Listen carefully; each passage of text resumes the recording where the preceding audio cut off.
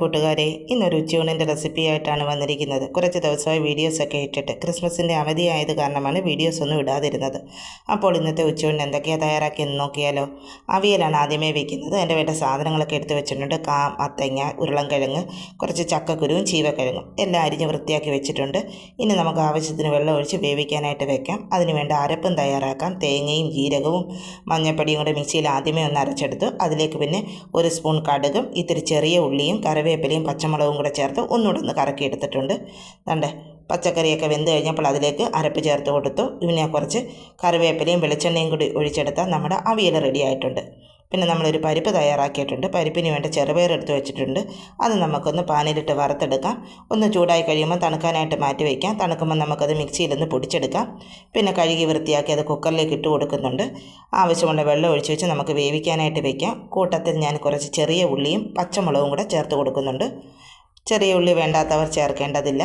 ഞാൻ കുറച്ച് ചെറിയ ഉള്ളിയും പച്ചമുളകും പിന്നെ ഉപ്പും മഞ്ഞൾപ്പൊടിയും കൂടി ഇട്ട് നമുക്ക് അടച്ചു വെച്ച് വേവിച്ചെടുക്കാം.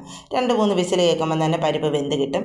അപ്പോഴത്തേക്ക് നമുക്ക് അരപ്പ് റെഡിയാക്കാം. തേങ്ങയും ജീരകവും ഒരല്ലി വെളുത്തുള്ളിയും കൂടെ ചേർത്ത് നന്നായി പേസ്റ്റ് രൂപത്തിൽ അരച്ചെടുത്തിട്ടുണ്ട്. പരിപ്പൊക്കെ വെന്ത് കഴിയുമ്പോഴത്തേക്ക് നമുക്കതിലേക്ക് അരപ്പൂടെ ചേർത്ത് കൊടുക്കാം. അരപ്പിനകത്ത് മഞ്ഞൾപ്പൊടി ചേർത്തിട്ടില്ല. അരപ്പൂടെ ഞാൻ പരിപ്പ് വെന്ത് കഴിഞ്ഞിട്ടുണ്ട്. അതിലേക്ക് അരപ്പ് ചേർത്ത് കൊടുക്കുന്നുണ്ട്. കുറച്ച് കറിവേപ്പില ഇട്ട് കൊടുക്കുന്നുണ്ട്. ഇനി അരപ്പിൻ്റെയൊക്കെ പച്ചമണം മാറുന്നവരെ നമുക്കൊന്ന് ചൂടാക്കിയെടുക്കാം. പിന്നെ നമ്മളൊരു വറവിട്ട് കൊടുക്കണം. എല്ലാവർക്കും വറവിടാനൊക്കെ അറിയാം, പ്രത്യേകിച്ച് പറയേണ്ട കാര്യമൊന്നുമില്ല. വെളിച്ചെണ്ണയിൽ കടുക് പൊട്ടിച്ച് ചെറിയ ഉള്ളിയും കറിവേപ്പിലയും വറ്റൽമുളകൊക്കെ മൂപ്പിച്ച് അതിലേക്ക് ഒഴിച്ചിട്ടുണ്ട്. അപ്പോൾ നമ്മുടെ സൂപ്പർ ടേസ്റ്റിയായി പരിപ്പ് ഇവിടെ റെഡി ആയിട്ടുണ്ട്. ഞങ്ങളുടെ നാട്ടിലൊക്കെ സദ്യയ്ക്ക് ഒരു പ്രധാന വിഭവമാണ് പരിപ്പ്. അപ്പോൾ മോന് വേണമെന്ന് പറഞ്ഞതുകൊണ്ട് ഒന്ന് തയ്യാറാക്കിയെന്ന് മാത്രം. പിന്നെ ഞാനൊരു പച്ചടി വയ്ക്കുന്നുണ്ട്. വെള്ളരിക്ക പച്ചടിയാണ് വെക്കുന്നത്. ചെറിയ ഉള്ളിയും ഒരു പച്ചമുളകൊക്കെ എടുത്ത് വെച്ചിട്ടുണ്ട്. എല്ലാം ചെറുതായിട്ട് അരിഞ്ഞ് ഇനി നമുക്ക് ആവശ്യത്തിന് വെള്ളം ഒഴിച്ച് വേവാൻ വയ്ക്കാം. വെന്ത് കഴിയുമ്പോഴത്തേക്ക് നമുക്കതിലേക്ക് അരപ്പ് ചേർത്ത് കൊടുക്കാം. അരപ്പിന് വേണ്ടി തേങ്ങയും ജീരകവും ഒരല്ലി വെളുത്തുള്ളിയുടെ നന്നായി അരച്ചെടുത്തു. അതിലേക്ക് ഇത്തിരി കടുക് കൂടെ ലാസ്റ്റ് ഇട്ട് പൊട്ടിച്ചിട്ടുണ്ട്. പൊട്ടിച്ചാൽ മാത്രം മതി. അത് ഞാൻ അരപ്പ് അതിലേക്ക് ഒഴിച്ച് കൊടുക്കുന്നുണ്ട്. ഇനി അതൊന്ന് ചൂടാക്കിയെടുക്കാം. ചൂടായതിന് ശേഷം നമുക്ക് തണുക്കാനായിട്ട് മാറ്റി വയ്ക്കാം. ആവശ്യത്തിന് ഉപ്പ് ഇട്ട് കൊടുക്കുന്നുണ്ട്. ചൂടോടുകൂടി തൈര് ഒഴിച്ച് കഴിഞ്ഞാൽ പിരിഞ്ഞതുപോലെ ഇരിക്കും. അതുകൊണ്ട് ഇത് തണുത്തതിന് ശേഷം മാത്രമേ നമ്മൾ തൈര് ഒഴിച്ച് കൊടുക്കുന്നുള്ളൂ. നന്നായി ചൂടായി കിട്ടിയിട്ടുണ്ട്. ഇനി നമുക്ക് തീ ഓഫ് ചെയ്യാം. ഇനി തണുത്തിട്ട് തൈര് കൂടെ ഒഴിച്ച് കൊടുക്കാം.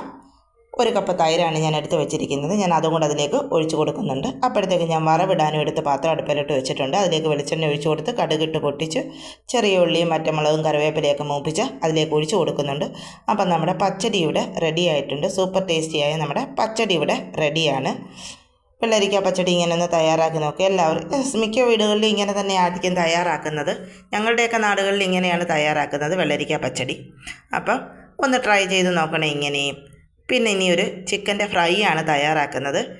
2 കാലെടുത്ത് വെച്ചിട്ടുണ്ട്. അതിലേക്ക് ഞാനിത്തിരി മുളക് പൊടിയും മഞ്ഞൾപ്പൊടിയും കുരുമുളക് പൊടിയും ഗരം മസാലയും ഇഞ്ചി വെളുത്തുള്ളി പേസ്റ്റും ഉപ്പും നാരങ്ങ നീരുമൊക്കെ ചേർത്ത് നന്നായി കുഴച്ച് കുറച്ച് നേരം മാറ്റി വെച്ചിട്ടുണ്ട്. ഒരു 2 മണിക്കൂറോളം മാറ്റി വെച്ചതിന് ശേഷമാണ് വറുക്കാൻ എടുക്കുന്നത്. എന്നാൽ മാത്രമേ നമ്മുടെ ചിക്കൻ്റെ കാലിലേക്കൊക്കെ എരിവും അതിൻ്റെ മസാലയൊക്കെ പിടിക്കത്തുള്ളൂ. അതുകൊണ്ട് തന്നെ നല്ല രീതിയിൽ പുരട്ടി കുറച്ച് നേരം അവിടെ മാറ്റി വെച്ചിട്ടുണ്ട്. ഇനി നമുക്കത് ഫ്രൈ ചെയ്തെടുക്കാം. പാനിൽ വെളിച്ചെണ്ണ ഒഴിച്ചു. അതിലേക്ക് കുറച്ച് കറിവേപ്പില ഇട്ട് കൊടുത്തിട്ടുണ്ട്. എന്നിട്ട് നമ്മൾ പുരട്ടി വെച്ചിരുന്ന നമ്മുടെ ചിക്കനോട് അതിലേക്ക് വെച്ച് തിരിച്ചു മറിച്ചൊക്കെ ഇട്ട് നമുക്ക് ഫ്രൈ ചെയ്തെടുക്കാം. ചെറിയ തീയിൽ വേണം നമ്മൾ ഫ്രൈ ചെയ്തെടുക്കാൻ, അല്ലെങ്കിൽ നമ്മുടെ പുറം മാത്രം പെട്ടെന്ന് വേഗം, അകത്തേക്ക് വേവില്ല. അതുകൊണ്ട് തന്നെ നമ്മൾ ചെറു തീയിൽ വേണം നമ്മുടെ ചിക്കൻ ഫ്രൈ ചെയ്ത് വെക്കാം. കുറച്ച് നേരം ഞാൻ അടച്ചു വെച്ചിട്ടുണ്ടായിരുന്നു. അപ്പോൾ അകത്തേക്കൊക്കെ മസാലയൊക്കെ പിടിച്ചൊന്ന് വേവട്ടെ എന്ന് കരുതിയാണ് ഞാൻ ഇത്തിരി നേരം ഒന്ന് അടച്ചു വെച്ചത്. ഞാൻ ചെറു തീയിൽ തിരിച്ച് മറിച്ചൊക്കെ ഇട്ട് നമ്മുടെ ചിക്കൻ നന്നായി ഫ്രൈ ചെയ്തെടുത്തിട്ടുണ്ട്. നോക്കി നന്നായിട്ട് മുരിഞ്ഞ് വരുന്നുണ്ട്. വെളിച്ചെണ്ണയിലാണ് ഞാൻ ഫ്രൈ ചെയ്തെടുക്കുന്നത്. സൺഫ്ലവറിലായാലും മതി. അപ്പോൾ നമ്മുടെ ചിക്കനൊക്കെ തിരിച്ച് മറിച്ചൊക്കെ ഇട്ട് നന്നായി മൂത്ത് കിട്ടിയിട്ടുണ്ട്. മസാലയൊക്കെ പൊതിഞ്ഞ രൂപത്തിലാണ് എൻ്റെ ചിക്കൻ ഫ്രൈ ഇരിക്കുന്നത്. കറിവേപ്പിലയൊക്കെ നമുക്ക് വേണമെങ്കിൽ ഇനിയും ചേർത്ത് കൊടുക്കാം. ഞാൻ ഇത്തിരി നാരങ്ങ നീരോടെ അതിലേക്ക് ഒഴിച്ചു കൊടുത്ത് അടച്ചു വെച്ചിട്ടുണ്ട്. ഇനി നമുക്ക് കഴിക്കാൻ നേരത്തെ തുറന്നാൽ മാത്രം മതി. സൂപ്പർ ടേസ്റ്റിയായ നമ്മുടെ ചിക്കൻ ഫ്രൈ ഇവിടെ റെഡിയാണ്. ഇനി ഞാനൊരു ചിക്കൻ്റെ ഒരു മസാലയും കൂടെ തയ്യാറാക്കിയിട്ടുണ്ട്. അതിന് ഞാൻ നേരത്തെ തന്നെ ചിക്കനിലേക്ക് മുളക് പൊടിയും മഞ്ഞൾപ്പൊടിയും ഇഞ്ചി വെളുത്തുള്ളി പേസ്റ്റും കുരുമുളക് പൊടിയും കറിവേപ്പിലയൊക്കെ ഇട്ട് പുരട്ടി വെച്ചിട്ടുണ്ട്. ഇനി നമുക്കതൊന്ന് റോസ്റ്റ് ചെയ്തെടുക്കാം. എന്നും ചെയ്യുന്നതിന് വ്യത്യസ്തമാണ് ഇന്നത്തെ എൻ്റെ ചിക്കൻ റോസ്റ്റ്. ഒരു പാത്രം എടുത്ത് അതിലേക്ക് ആവശ്യത്തിന് വെളിച്ചെണ്ണ ഒഴിച്ചു കൊടുത്ത് വെളിച്ചെണ്ണ ചൂടായപ്പോൾ അതിലേക്ക് പട്ട, ഗ്രാമ്പൂ, ഏലക്ക എല്ലാ സ്പൈസസും ഇട്ട് കൊടുത്തു. അതൊന്ന് പൊട്ടി വന്നപ്പോഴത്തേക്ക് അതിലേക്ക് നേരത്തെ പുരട്ടി വെച്ചിരുന്ന നമ്മുടെ ചിക്കനൂടെ ചേർത്ത് കൊടുത്തു. ഇനി കുറച്ച് നേരം ഒന്ന് അടച്ചു വെച്ച് നമുക്ക് വേവിക്കാം. പാതിയൊന്ന് വേകട്ടെ. എന്നിട്ട് നമുക്കതിലേക്ക് കുറച്ച് തേങ്ങാക്കൊത്തും സവാളയും ഒക്കെ ചേർത്ത് കൊടുക്കണം. പിന്നെ ചതച്ച് വെച്ചിരിക്കുന്ന ഇഞ്ചിയും വെളുത്തുള്ളി എല്ലാം ഇട്ട് കൊടുക്കണം. ഞാൻ പകുതി വെന്തതിന് ശേഷം മാത്രമാണ് ഇതെല്ലാം ചേർത്ത് കൊടുക്കുന്നത്. പിന്നെ അതിന് വേണ്ട മസാലയ്ക്ക് വേണ്ട ഉപ്പൂടെ ഞാൻ ഇത്തിരി ഇട്ട് കൊടുക്കുന്നുണ്ട്. സവാളയൊക്കെ ചേർത്തല്ലോ, അപ്പോൾ ഇനി ഉപ്പ് വേണമല്ലോ, അതുകൊണ്ട് ഞാൻ കുറച്ച് ഉപ്പൂടെ ചേർത്ത് കൊടുക്കുന്നുണ്ട്. പിന്നെ എരിവിന് വേണ്ടി എന്നിട്ട് പച്ചമുളക് കൂടെ ഇട്ട് കൊടുക്കുന്നുണ്ട്, കറിവേപ്പില ഇടുന്നുണ്ട്. ഇനി നമുക്കത് അടച്ചു വെച്ച് വേവിച്ചെടുക്കാം. ഇനി നമുക്ക് കുറച്ച് നേരം നന്നായിട്ട് അടച്ചു വെച്ചതിനെ വേവിച്ചെടുക്കാം. വെന്ത് വന്നപ്പോഴത്തേക്ക് കുറച്ച് ഞാൻ മഞ്ഞൾപ്പൊടിയും ഇത്തിരി മുളക് പൊടിയും ഇത്തിരി ഗരം മസാലയും കുരുമുളക് പൊടിയും കൂടെ വീണ്ടും ഞാൻ ചേർത്ത് കൊടുക്കുന്നുണ്ട്. കാരണം നമ്മുടെ സവാളയിലേക്കൊക്കെ വേണമല്ലോ മസാലയുടെ എരിവ് പിടിക്കണമല്ലോ, അതുകൊണ്ട് ഞാൻ കുറച്ചുകൂടെ എല്ലാത്തിനും കൂടെ ചേർത്ത് കൊടുക്കുന്നുണ്ട്. വീണ്ടും ഇളക്കി ഞാൻ നന്നായിട്ട് വേവിച്ചെടുക്കുന്നുണ്ട്. കുറുകിയിരിക്കണം എന്ന് മാത്രം. ദാണ്ട് എണ്ണയൊക്കെ തെളിഞ്ഞ് അതിൻ്റെ ഗ്രേവിയൊക്കെ കുറുകി വന്നിട്ടുണ്ട്. ഞാൻ വെള്ളമൊന്നും ചേർത്ത് കൊടുത്തിട്ടില്ല അതിന് വേണ്ടി. ആ ചിക്കൻ്റെ വെള്ളം ഇറങ്ങി തന്നെയാണ് ഇങ്ങനെ ഇരിക്കുന്നത്. പിന്നെ ദാണ്ട് മസാലയൊക്കെ കുറുകി ഉപ്പുമൊക്കെ റെഡിയാണ്, എരിവും എല്ലാം ഉണ്ട്. ഇനി പ്രത്യേകിച്ച് ഒന്നും ചേർക്കേണ്ട കാര്യമില്ല. കുറുകി വന്നിട്ടുണ്ട്. ഞാൻ അതിലേക്ക് കുറച്ച് കറിവേപ്പിലയും കൂടെ ചേർത്ത് കൊടുത്തിട്ടുണ്ട്. നിങ്ങളുടെ കയ്യിൽ മല്ലിയില ഉണ്ടെങ്കിൽ ഈ സമയത്ത് കുറച്ച് മല്ലിയിലയും കൂടെ ചേർത്താൽ സൂപ്പർ ടേസ്റ്റ് ആയിരിക്കും കേട്ടോ. എൻ്റെ കയ്യിൽ മല്ലിയില ഇല്ലാഞ്ഞത് കൊണ്ടാണ് ഞാൻ ചേർക്കാഞ്ഞത്. വാങ്ങിക്കൊണ്ട് വരാമെന്ന് രാവിലെ പറഞ്ഞതാണ്. കടയിൽ ചെന്നപ്പോൾ മല്ലിയില ഇല്ലായിരുന്നു, അതുകൊണ്ട് എനിക്ക് മല്ലിയില കിട്ടിയില്ല. എന്നാൽ പിന്നെ ആ നഷ്ടം നികത്താൻ വേണ്ടി കുറച്ച് കറിവേപ്പില ആയിക്കോട്ടെ എന്ന് കരുതി ഞാൻ കുറച്ച് കറിവേപ്പില കൂടുതലിട്ട് കൊടുത്തിട്ടുണ്ട്. അപ്പം നമ്മുടെ സൂപ്പർ ടേസ്റ്റിയായ ചിക്കൻ റോസ്റ്റ് ഇവിടെ റെഡിയായി ഇരിപ്പുണ്ട്. നോക്കിക്കേ, എണ്ണയൊക്കെ കുറുകെ തെളിഞ്ഞിരിക്കുന്ന നമ്മുടെ ചിക്കൻ റോസ്റ്റ് കണ്ടോ. ഇനി നമ്മൾ ഒരു ഇലയിലാണ് ചോറിന്ന് വിളമ്പുന്നത്. പിന്നെ ഞാൻ സലാഡ് എടുത്തിട്ടുണ്ട്, പിന്നെ പപ്പടം വറുത്തതും ഉണ്ട്, പിന്നെ നമ്മുടെ കയ്യിൽ അച്ചാർ ഇരിപ്പുണ്ട്. അപ്പോൾ നമുക്ക് അതെല്ലാം കൂടെ ചേർത്ത് ഇലയിലങ്ങ് വിളമ്പാമെന്ന് കരുതി. അപ്പോൾ അതാണ്ട വാഴയില എടുത്തിട്ടുണ്ട്. അതിലേക്ക് നമ്മൾ ആവശ്യത്തിന് ചോറിട്ട് കൊടുക്കുന്നുണ്ട്. പിന്നെ നമ്മൾ വെച്ച നമ്മുടെ അവിയൽ അതിലേക്ക് വെച്ച് കൊടുക്കുന്നുണ്ട്.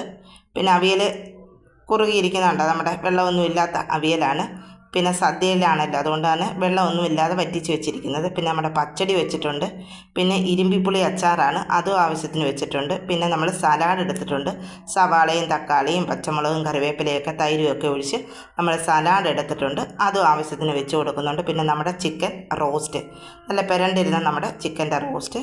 പിന്നെ നമ്മുടെ വാഴയിലയിലേക്ക് ഒരു കാലെടുത്ത് വെച്ചിട്ടുണ്ട്. അതിലേക്ക് കുറച്ച് സവാളയും നാരങ്ങായും ഒക്കെ വെച്ച് കൊടുക്കുന്നുണ്ട്. പിന്നെ നമ്മുടെ ചോറിലേക്ക് നമ്മുടെ ചൂട് പരിപ്പൊഴിച്ച് കൊടുക്കുന്നുണ്ട്. പിന്നെ രാവിലത്തെ സാമ്പാറുണ്ടായിരുന്നു. സദ്യയ്ക്ക് സാമ്പാറും ഒരു പ്രധാന വിഭവമാണല്ലോ, അതുകൊണ്ട് തന്നെ സാമ്പാറും ഇട്ട് കൊടുക്കുന്നുണ്ട്. അപ്പം നമ്മുടെ ഇന്നത്തെ ഉച്ചയൂണിൻ്റെ വിഭവങ്ങളെല്ലാം റെഡിയാണ്. കണ്ടല്ലോ, ഒരു പപ്പടം വറുത്തതോടെ വെച്ചപ്പോൾ നമ്മുടെ സദ്യ പൂർണ്ണമായി. ഇത് സദ്യയാണെന്നൊന്നും പറയാൻ പറ്റില്ല, ഇനിയും ഒരുപാട് കറികൾ വേണം സദ്യയ്ക്ക്. പക്ഷേ എൻ്റെ സദ്യയിൽ ഇത്രയൊക്കെയുള്ളൂ. അപ്പോൾ എൻ്റെ ഈ വീഡിയോ നിങ്ങൾക്ക് ഇഷ്ടമാകുന്നെങ്കിൽ ലൈക്ക് ചെയ്യാനും ഷെയർ ചെയ്യാനും സബ്സ്ക്രൈബ് ചെയ്യാനും ഒന്നും മറക്കല്ലേ. അപ്പോൾ ഇത്തരത്തിലുള്ള മറ്റൊരു വീഡിയോയുമായി വേറൊരു ദിവസം വീണ്ടും കാണാം. അപ്പോൾ ടാറ്റാ, ബൈ ബൈ.